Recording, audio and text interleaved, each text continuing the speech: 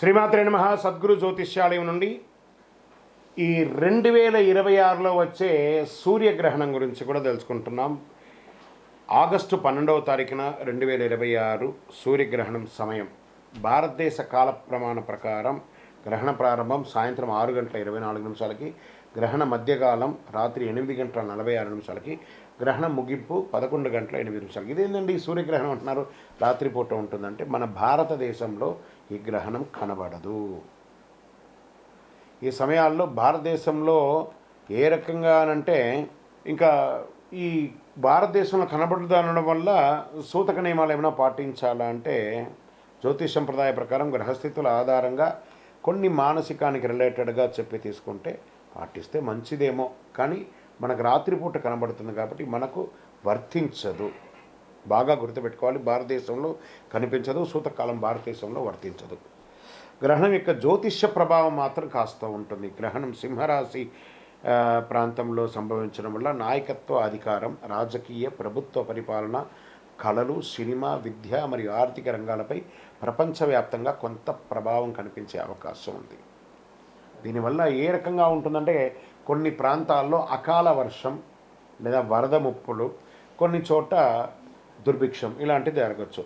మరి ఎవరెవరు జాగ్రత్త పడాలి యొక్క సమయంలో అంటే సింహరాశి వారు, కుంభరాశి వారు, వృశ్చిక రాశి వారు, వృషభ రాశి వారు జాగ్రత్త పడాలి.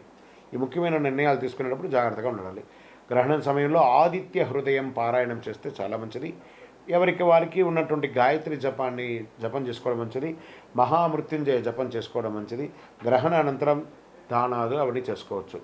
ఇంకా గ్రహణం కనిపించే ప్రాంతాల్లో మాత్రమే సంప్రదాయ నియమాలు పాటిస్తారు.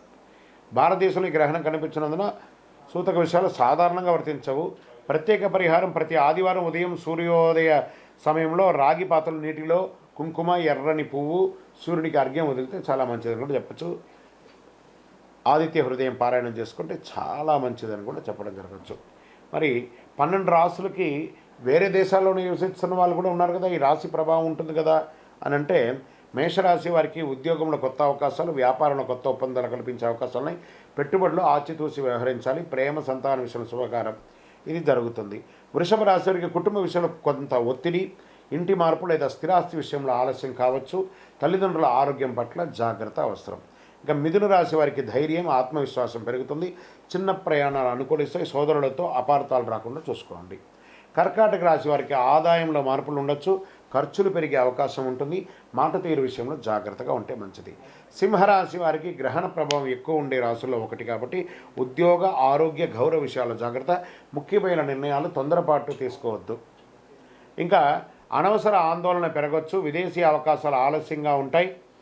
ఆరోగ్యంపై శ్రద్ధ అవసరం. తులారాశి వారికి కొత్త పరిచయాలు లాభిస్తాయి. ఆదాయం పెరిగే అవకాశం ఉన్నాయి. స్నేహితుల సహకారం ఉంటుంది. వృశ్చిక రాశి వారికి ఉద్యోగంలో ఒత్తిడి పెరుగుతుంది. అధికారులతో మాటల్లో జాగ్రత్త. వ్యాపార నిర్ణయాలు కొంత తొందరపాటు వద్దు.